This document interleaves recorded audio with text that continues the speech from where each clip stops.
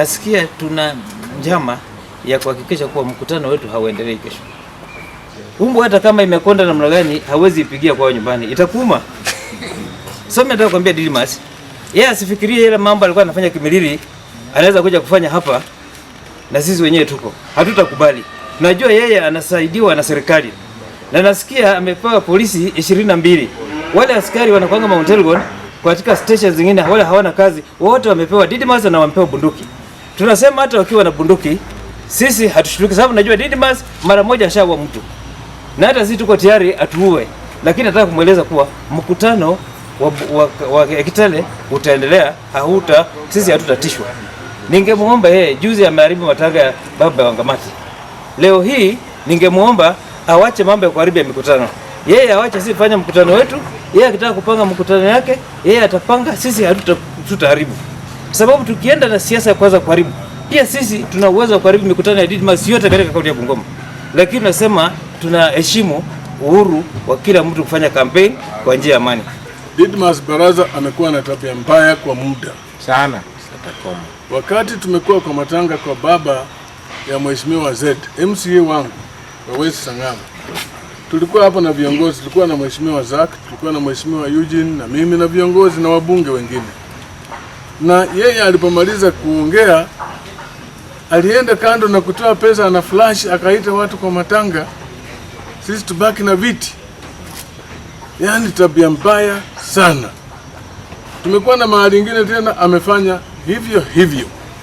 Mumeona juzi kwa Wangamati, kwa matanga kwa Wangamati, when the leader, mtu ambaye anatambulika saa hii Kenya mzima, Edwin Sifuna, anasimama kuongea na Didmus ana flash pesa shilingi 200 kuita watu kwa matanga. Hii tabia ni mbovu. Ashindwe. Mtu kama huyo hafai hata kufikiriwa kuwa gavana wa jiji la Bungoma. Hafai kabisa. Na leo jana wakati mimi nilipata hiyo habari, hiyo poster yake nilitumia OSBD. Nikamwandikia pia message, nikamwambia hii ni provocation. Nikamwambia hii anajaribu kucounter sisi nyumbani. Sisi tunawachia hao mikutano yao wafanye bila interference yoyote.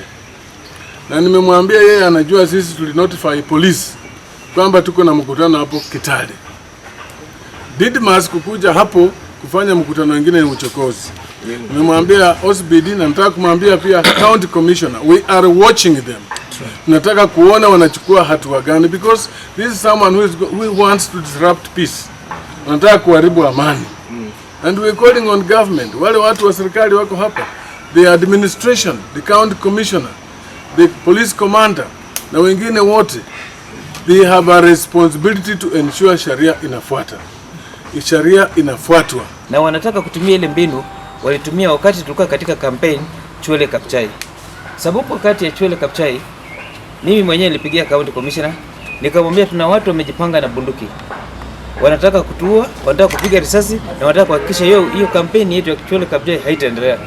Lakini serikali haikushughulika chochote. Na saa hizi nikisimama hapa, nina watu najua wametoka Uganda, wako na bunduki, wanataka kuhakikisha kuwa mkutano ambao utafanyika Chwele hautafanyika. Tuna watu wengine pia wamepanga guns.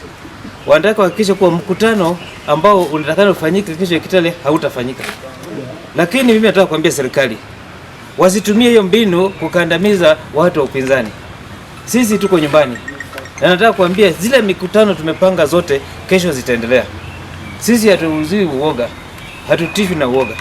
Tunasema wakati viongozi wa serikali wanafanya mkutano yao, sisi waache wakifanya mkutano kwa amani. Hakuna siku tumewahi kuingilia mkutano yao. Na mimi naomba pia hao viongozi wa upinzani wakifanya mkutano, waache wafanye mkutano kwa amani, waweze kuuza sera zao. Sababu nasikia wanataka kufanya ikuwe kama ile mapigano yalikuwa katika kaunti ya Nyeri, ile waliattack Rigiji. Na najua pia wanajipanga, wanasema Rigiji hawezi kanyaga Chwele. Wanasema Rigiji hawezi kanyaga Kitale. Lakini nataka kuambia wale ambao watu wanapanga hiyo njama, kesho Jumapili sisi tutafika Chwele. Jumapili kesho sisi tutakuwa Kitale. Sababu sisi tuko na uhuru wa kutembea katika nchi na kufanya kuuza sera zetu kwa amani. Tumeona mpango ya Kenya Kwanza. Tumeona mpango ya UDA na group ya broad based. wamebabaika. Kulingana na mimi, wamebabaika na wako na mpango ambaye hawezi kuwasaidia. Wamejua sisi tumefanya matangazo ya hii mikutano yetu from about a month ago. Alafu wamekuja wanapanga pia mkutano. Nasikia President William Ruto anakuja Kakamega. Anajua sisi tuko Kakamega na yeye pia anakimbia huko. Nasikia wamepanga ingine, wanajua sisi tumepanga hapa Kitale na huyu mtu anaitwa Didmas Baraza anapanga ingine tu hapa Kitale. Washindwe. Yani about a kilometer away from Washindwe mzee. Tunasikia hata huyo Kasongo mwenyewe hiyo Jumamosi sisi tuko na mkutano, atanakuja kula lunch kwa Speaker Wetangula.